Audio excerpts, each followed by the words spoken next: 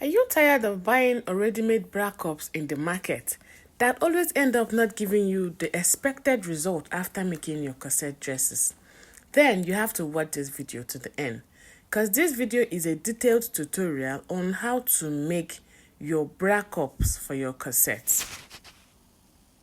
Alright, so mates, we start with a fresh pattern paper, and on this paper you make sure that the paper is having your nipple to nipple measurements both at the vertical lines and at the horizontal line. So after that, you mark the midpoint of this paper horizontally and vertically, and after you mark the midpoints, you join them into straight lines to get the middle of it. This middle of it now, as you can see, is going to be the bust point measurement. That's the shoulder to the bust point. Now from this bust point, you place your ruler at that middle point and then measure your nipple to nipple measurement. Divide by 2. That's half of your bust span. You divide it by 2, as you can see me do. So you divide it by 2 and measure it all round, placing your tape rule from the center point, which is going to be the bust point measurement. So I'm getting my compass now. I've marked some of it, so I'll get my compass to make the circle more visible for us to see. So you can see what I've done. I am using my compass to get it round, and I've done it, and I'm using my marker to identify where is the center front, the up, the side, and the down, the under bust. So at the under bust area, which is the down, we contour our under bust which is using a dart of 1.5 inches. I've marked that of 1.5 inches. As you can see, I've marked 1.5 inches on both sides. Come in and come out by 1.5 inches. Then at that side area, the side area is assumed to be the armhole area. The post is fuller around that side. You come out by 1/2 inch. You understand? You come out by 1/2 inch and connect it back to the circle. You get? So if you are working with a bigger bust, you can do 1 inch. You can come out by 1 inch at that side area. So now you contour the under bust to that 1.5 inches that we took. If you are working with a medium bust size, maybe 30, 36 to 37, 38, you can do the under bust contour to be 1 inches. Now around the side area, I'm taking a dart of 1 inch from both sides. Yes, 1 inch from both sides. If you are of a smaller bust, you can use 1/2 inch for the darts. You can see. So you connect up that 1/2 inch that makes the bust fuller around that side. You connect it up before connecting your dart lines, just like you can see me do. So this is what I am having. So now I will get my cuff pattern and give it a straight line, connecting the lines to the dart. So that is what we are having, guys. All right, for the center front, if you use 1 inch for the side, you have to use 0.75 inches or 1/2 inch for the side dart, for the center front dart, sorry. So you can see me marking 0.75 inches for the center dart. That's for the center front cup dart. So to contour this, you use 0.75. If you have a smaller size, you can use just 1/2 inch. Yes, so this is what we are having. It's just as simple as this. So this part now that we've carved out is our dart. We are going to be cutting it off. Now from your what you have on the nipple to nipple measurement, you minus 1.5 inches or 1 inch depending. Minus it on the side seam, the side cup, and minus it at the center cup. So you rule this line straight. I'm coming by 1.5 inches so that you maintain that 1/2 inch. You can see you slant it up, so you maintain that 1/2 inch that the bust is bigger at the side area. This is me now marking it up and ruling the lines to connect to it. So from that 3 inches, I subtracted 1.5 inch from my nipple to nipple measurement. So you now mark it. I had 4.5 and I subtracted 1.5. I'm now having 3. You connect it from that other end to the other end so that you can achieve the upper side of this Bracup, just like you can see.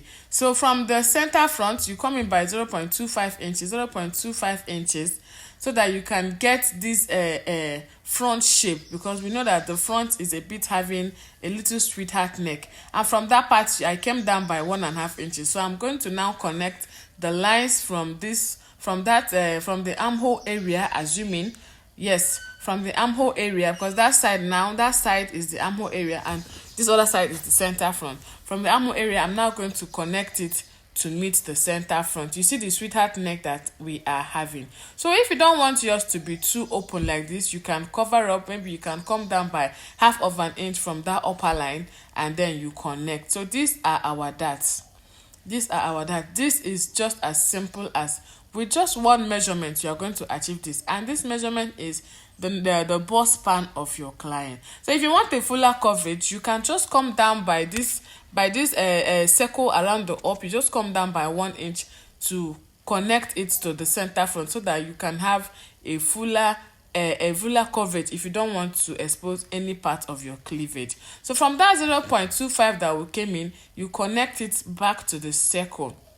Yes, you have to connect it back to the circle. You see how the Bracup is having shape already. So I'm going ahead to measure what I have to make sure that I am having 9 inches. That's all in all 9 inches plus that 1/2 inch that I added around the side area, making it 9.5. So you can do well to measure yours after your markings before you cut. So before you cut, you make sure to mark them, label up, and know where is joining to where, so that you will not mistake any piece for any piece. Mark the upside, the downside, which part you'll be joining to which part, and if possible, give it a notch so that you will not be confused when you want to join up on your machine. So I'll now go ahead to cut it out, just like you can see me do. I'm going ahead to cut it out, cut out the side dart, cut out the underbust contouring, the underbust contour, cut out the center front, and our Bracup is almost having shape. So after now, I'll go ahead to get my bra foam. You can use your bra foam to achieve this, or you use the medium size wadden, not that strongest wadden, the medium size wadden, and you'll be needing your bonings also. You'll be needing bonings so that you can add boning to the lining piece, which is the bust caging. Yes, add boning to the lining piece. You also need your hemming gum to gum up your fiber. You also need your fiber to flesh up the lining that you added boning, so that it will be smooth and staying sweet around that part. So this is what we are having after we might have drafted and cut our patterns up. This is the first piece, the second, and the third. Now I've gone ahead to iron my bra foam. Yes, you can use your wadden, just like I said. This bra foam, to get it in the market, you can ask them of hip pad. Yes, where they sell tellers material, they sell this foam in the market, but now they call it hip pad foam. So you can go there and ask them. It's the same thing. Yes, so this is me now. I've cut out 2 pieces for each of it. I cut out 2 for each of this. That's for one bust side and the other bust side. And I will do the same thing to the lining, cutting out 2 for each of it. So in all of it, this now we're having 4. So 2 for the lining, 2 for the main cloth. So we'll now head to the sewing machine and we'll join it. So don't forget, for the upper side, I left 1/2 inch. I didn't complete that foam towards that up. I left 1/2 inch for the joining allowance, where I can join the 2 pieces together, the lining and the main fabric. I went ahead to join paper stay on my lining. You can use stay to join up your lining, so that it will give it a little of structure. Now, moving over to the sewing table, I've gone ahead to mark mine. I've gone ahead to identify where I'll be joining to where, and I gave them a notch. You can see the number 2 and the number 3. I notched them up together so that I will know which part is joining which part, for us not to, for me not to be confused, because I told you these things can be confusing, especially when you don't identify which one is which one. So this is me now going ahead to place the 2 notch sides together and put it on the sewing machine and cut. You sew on the seam allowances that you have. Yes, you join it with your seam allowances. Already I added 1/2 inch seam allowance, so I'm joining it with my seam allowance. If you are using an interlocking machine, you can just cut like that without adding any allowance. If you not use a sewing machine, if you use interlocking machine, you can just draft it up like that and cut like that. But me, I'm using my sewing machine, so I added my 1/2 inch. Ensure to trim off your seam allowances after joining your bra cups, just like you can see me do. It gives it this neat finish inside, and nothing will be packing in anywhere. So I've gone ahead to trim off my seam allowances, and now I'll bring the upper piece to join up together, front side facing front side. Yes, front side facing front side, and make sure that where you have the center front is where you are joining the other center front, the center cup, so that you will not be confused. You grab. So when you get that part, when you get this upper part, you fold it together to measure, to ascertain where the midpoint is. That's the center. So you give it a notch around that center, just like you can see me do. You notch it up around that part before joining, so that you will know where you are joining to where. And that center should align with the other center that you have joined up. You can see what I'm talking about. You see what I'm saying here and here. They should match up. This is to show you that you cut your cups, you cut your pattern very perfect, and you now join it up with the 1/2 inch seam allowance also that you added to the fabric. While sewing, you open up the seam allowance for the down part that you've joined, and when you get to the center, you raise up your footer so that the curve can still be maintained.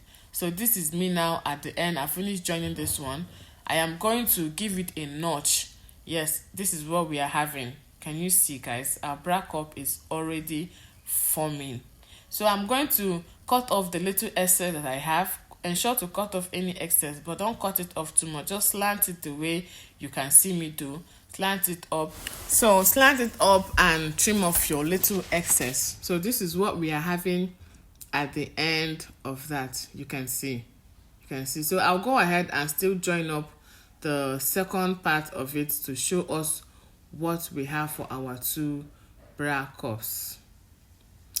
Alright, so mates, you still go ahead to notch your curved stitches and then trim off your seam allowance to reduce it at the barest minimum. So I've gone ahead to do that, and I'll bring the other part to show us how to still join again in case you didn't get the first part. So you join up the first 2 down pieces. That's the down pieces. You join them up and you get the upper part to join on it. Join using your 1/2 inch sewing allowances. Yes, join using your 1/2 inch, because me, I added 1/2 inch, or join using whatever seam allowances that you added to your fabric. So this is me now joining it up, and after that I'll give it a notch and reduce my seam allowance to the barest minimum.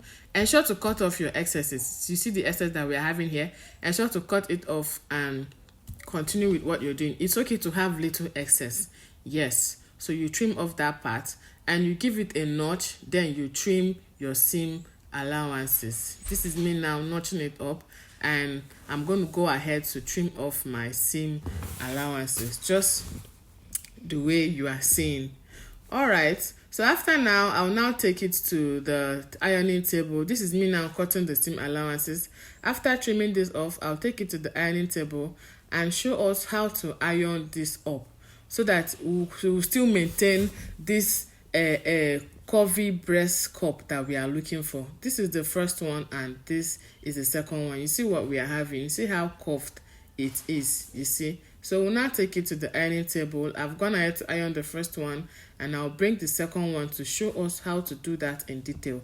So I'm not having a steam iron, so I sprinkle water to iron. I open up my seams. You can see I open up my seams and I press. You don't iron this, you press, because you are pressing it to make sure that everything is laying flat. So after now, I'll get the stay to lie flat the seam allowances. I used stay to make sure that the seam allowances is lying very flat. So this is me now with my stay, making it to lie so flat, just like you can see me do.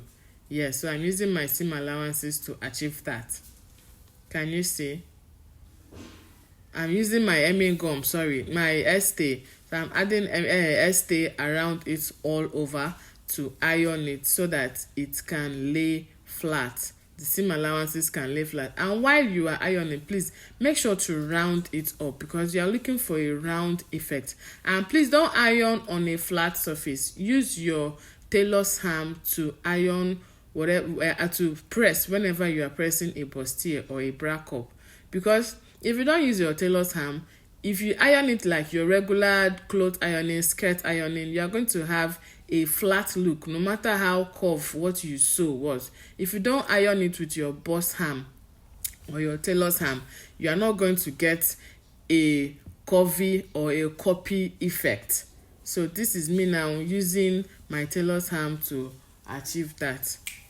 So that is that for that. You see the depth that we've achieved. Now I'll flip it over to the front and iron the front part, just like you can see. So this is me now ironing the front area. You see, you're ironing, you're rounding it up. You are ironing, you're pressing and you're ironing it up. You press, you use your hands to round it so that you get this round figure, this round shape. Like, yes. So this is what we are having.